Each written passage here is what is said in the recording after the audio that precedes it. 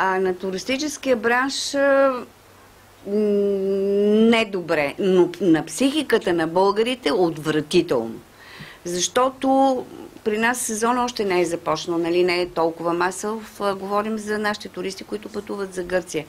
Но за нашите колеги в зимните курорти е наистина трагедия, защото спирайки туристите на границата, нашите хотелиери останаха с незаета леглова база и наистина много негативно се отразява на туризма. Какво може да направи туристическия бранш по някакъв начин сега? Да търси ли компенсации? Кой да търси компенсации? Щом като държавните глави не могат да отговорят на този въпрос и не могат да се споразумеят на по-ниско ниво от кого и как да се търси компенсации. Но за мен това е абсолютно безумие. Не може.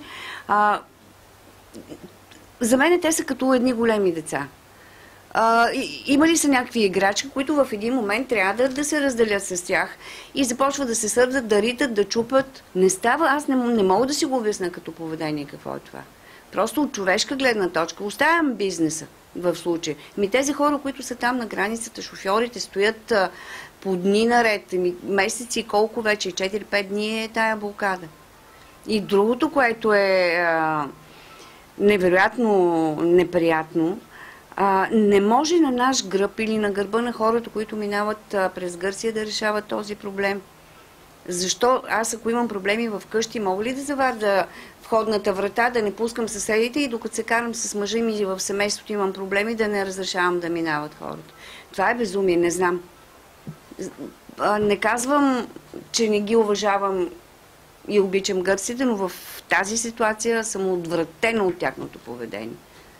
Добре, говори се, че българите си отменят резервациите за 3 март, за Велик ден, които са имали за Гърция. Наблюдава ли се наистина? Значи, те отменят резервацията от гледна точка за сигурност, защото няма гаранция, че като тръгнат, представете си 50 човека в автобуса и стигнат на границата, няма да ги спрат, макар че не вярвам да го направят, защото тук вече косвено ще повлияят върху резултатите от туристическия бизнес на техните сънародници. Но малко съм резервирана да вярвам, че нашите колеги, ако имат възможност през лятото да правят и ние, естествено да правиме каквото и да е в Гърция, за почивките ще го анулирам, защото в край на кращата това е нашия пазар. Това е нашия хляб и представете си, че лятото нямаме туристи, какво ще правим? Зимата те пак ще стъчкуват, ние лятото ще гладуваме и защо много неприятно. Говореше се, че лятото има вариант ние да им направим блокада или наши шофьори да направят блокада точно с цел да им се развали туристическия сезон. Нищо няма. Не, дори да искаме да го направим. Те защо стъчкуват в момента? Защото не носят никакви загуби. Тръгнали там 40-50 фермери, които взимат сигурно по 1000 евро пенсия, аз взимам 100 и трябва да работят, защото ние трябва да си изкарваме прехраната. Те какво губят? Седат там, ципура, чака-ръка, какво беше, сиртаки и какво? Ще се отвори сезона, ще идат нашите работници там изполичари да работят по 8 по 10 часа, ще им плащат по-малко. Не знам, съжалявам, че го казвам всичко това, но наистина е много неприятно. И това е за поредна година? 10 години вече, да. И после, защо те смятат, че не трябва да плащат данъци?